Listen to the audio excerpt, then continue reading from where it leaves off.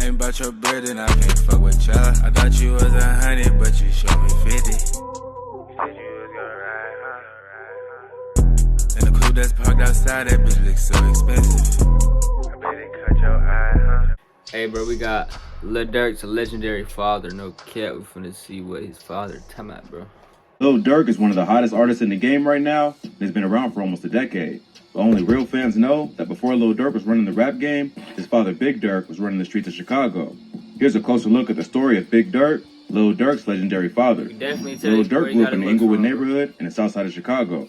His father, Dante Banks, aka Big Durk, was sentenced to life in prison when the rapper was only 7 months old for running a major crack empire. Eventually, Big Durk would get a second chance at life and be released in time to reunite with his superstar son, but not before spending more than 25 years in a federal prison.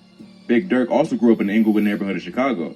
He was one of 10 children, including 7 boys and 3 girls, and growing up, his mother was addicted to drugs. They moved around a lot and never found a stable place to live for too long. His grandmother lived in Inglewood, and that's where he was first exposed to the street life. In an interview with Cred Talks TV, Big Durk said that growing up in Inglewood was both hard and exciting at the same time. But overall, you know, coming up in Inglewood was hard and exciting at the same time. He saw the hustlers, gamblers, prostitutes, and everyone else doing what they had to do to survive, and young Dante would become fascinated with that lifestyle. He said that he used to watch Gamblers like it was a TV show because he knew if he sat there long enough, someone would get shot, stabbed, or beat up. Because I knew if I sit there and watch them long enough, it was just like TV. Someone in the end gonna get shot, someone gonna get stabbed, someone gonna get whooped, because in the end, someone is gonna be cheap. His older brothers would fall victim to that lifestyle before he did and would end up getting locked up, leaving Big Durk to be the man of the house when he was only about 12 years old. He said that the moment he turned from Dante Banks into Big Durk was when one day he came home from school and all of his family stuff had been moved out onto the lawn. He saw his mother crying and begging the neighbors for a place to stay, and that's when he decided that he had to learn how to make his own money and become successful. But growing up in a wild neighborhood like Inglewood, there weren't many ways to make money, especially when you're still just a kid. So he got involved in the drug game to support himself. He had a cousin who was a plug, so he went to her and asked for some work so he could start hustling. He was only about 13 or 14 at the time, but she still started him off with an 8-ball of coke. As he stood on the corner in the freezing cold, trying to sell that 8-ball, he says that was the moment he transformed from Dante Banks into Big Durk. He attended Paul Robeson High School on 69th and Normal, but he only went to please his grandmother and just barely graduated. But high school was also where he started getting exposed to gang culture. He said that the school was mostly BD, but his neighborhood was primarily GDs. Plus, there were some black P-stones and vice lords on the outskirts. He ended up joining the GDs because they were the people he hung around the most. He was already in the streets hustling and had built a crew that was respected in the neighborhood. But after linking up with the GDs, Big Durk was able to bring his operation to a whole new level. He had so much influence in his neighborhood that he was selected to be the main shot caller for the area. This meant that he got to meet with the founder of the gang, Larry Hoover. The Gangster Disciples were founded in the south side of Chicago in 1965 by Larry Hoover and David Barksdale. Hoover had a gang called the Supreme Gangsters, and Barksdale was one of the founders of the Black Disciples. They united in 1969 to form the Black Gangster Disciple Nation, but eventually broke off from each other and formed 2 separate gangs, the Gangster Disciples and the Black Disciples, who are now bitter enemies.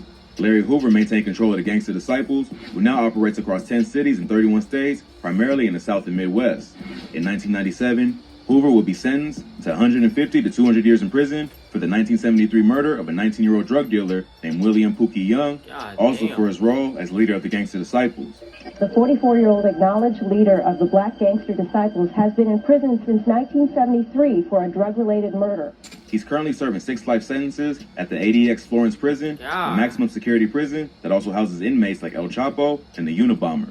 But even while behind bars, Larry Hoover continued to run the massive gang empire he built before his incarceration. So Big Durk was taking direction from the very top of the food chain.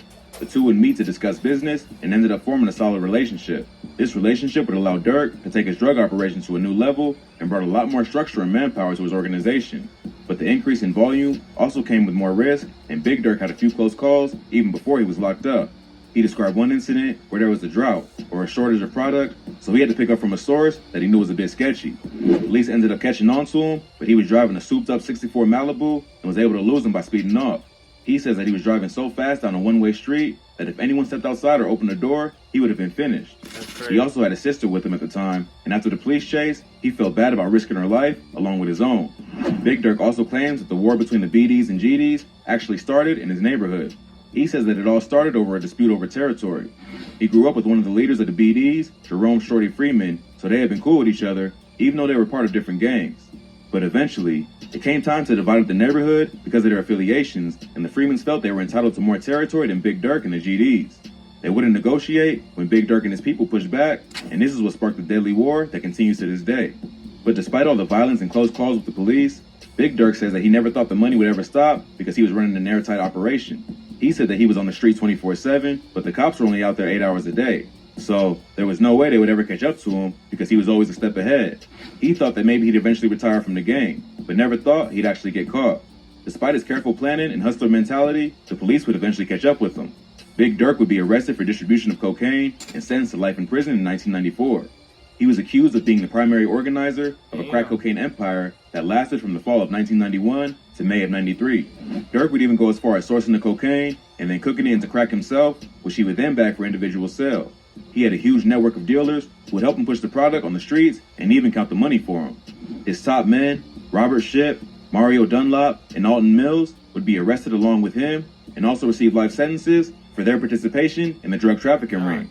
Their empire all came crashing down after a woman named Tasha Woods, who was involved in overseeing the street sales of the crack, agreed to testify against them in court. What made the snitching even worse was that Tasha was Mario's girlfriend and Big Durk's blood cousin. After learning about Big Durk's massive drug operation, they began following his top men. This eventually led them to get into a high-speed chase with Alton Mills, who allegedly threw half a kilo of coke out the window of his car. In addition to that, the police were able to intercept a phone call made by Big Durk on the day Mills was arrested, where he repeatedly asked if he had the candy. This phone call was enough for the feds to get a warrant to search a storage unit being rented by Big Durk in Lansing, Illinois, where they uncovered $1 million in cash and 10 kilos of cocaine. Durk and his associates were immediately arrested and were charged with 2 counts of knowingly and intentionally conspiring with others to possess cocaine with intent to distribute. At the time, the punishment for selling crack cocaine was way more severe than selling powder cocaine, so Big Durk was looking at a mandatory minimum of 30 years in prison. Hey, if y'all enjoy it, man, y'all enjoy it. Appreciate y'all for watching. Love y'all. God bless you. And y'all for the see.